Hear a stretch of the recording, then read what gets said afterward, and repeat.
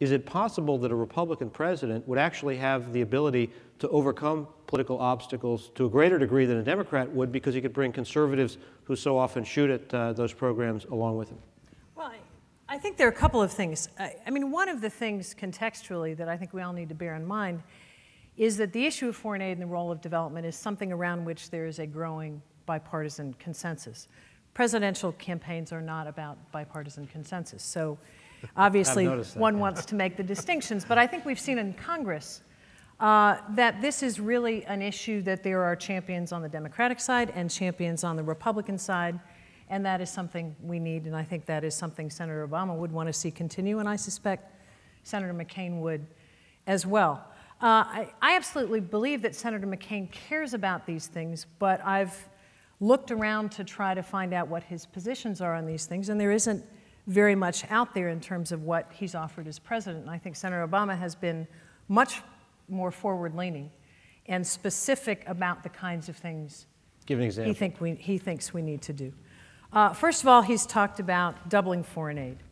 Second, he's talked about acting on the Millennium Development Goals, as we heard Jeff talk about tonight.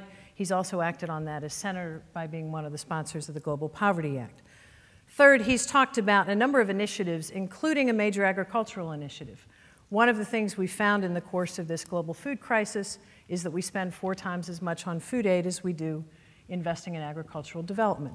He has proposed an initiative which would add value to agriculture by re-engaging in the research and development that we used to do, much more with land-grant universities, with NGOs, CARES, and others, with other universities, with business, to help build out the capacity of the poorest countries in the world to process their agricultural goods so there is more value in it for the farmer.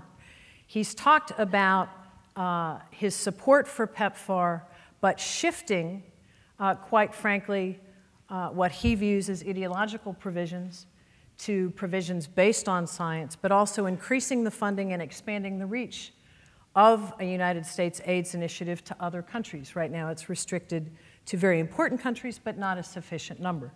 He's talked about continuing support for the Millennium Challenge account and the institution, but also looking at how it can focus on countries that have the leverage and the impact in a region to be an engine of growth.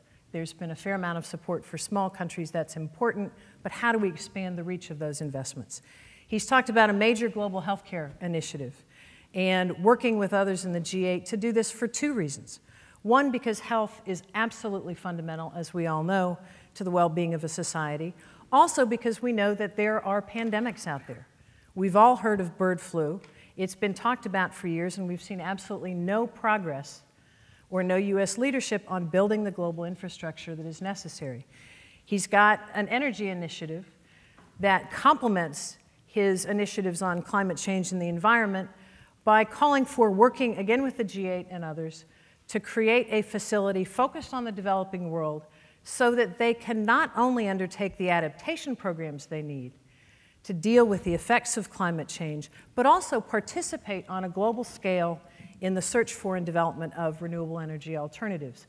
Because we can't very well say to the developing world, we're all going to go on the renewable path and we will help you manage the floods. His view is that we've got to make the energy challenge truly a global challenge. Now, there are 5, 6, 7, 8 more things I could add. The one thing I will add, and this is something Andrew referenced in the beginning, is Senator Obama believes very strongly that development is a sufficiently important priority for the United States that we've got to overhaul and modernize our foreign aid system. He believes it needs to be elevated, that development needs to be considered much more seriously in our foreign policy deliberations, that we need to restaff a professional corps of development experts. We've seen a tremendous erosion, and I know that personally this is something, Andrew, you have stood against and you fought for the rebuilding of our development professional corps.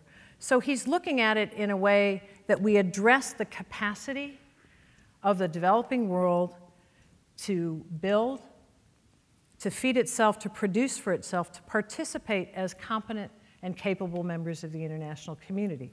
Because I think one of the things underlying all of his foreign policy prescriptions is this notion that our safety rests in there being a majority of capable states working in concert and going in a common direction. We can't get there if we act unilaterally and if we don't reach out to help build the capacity of those countries.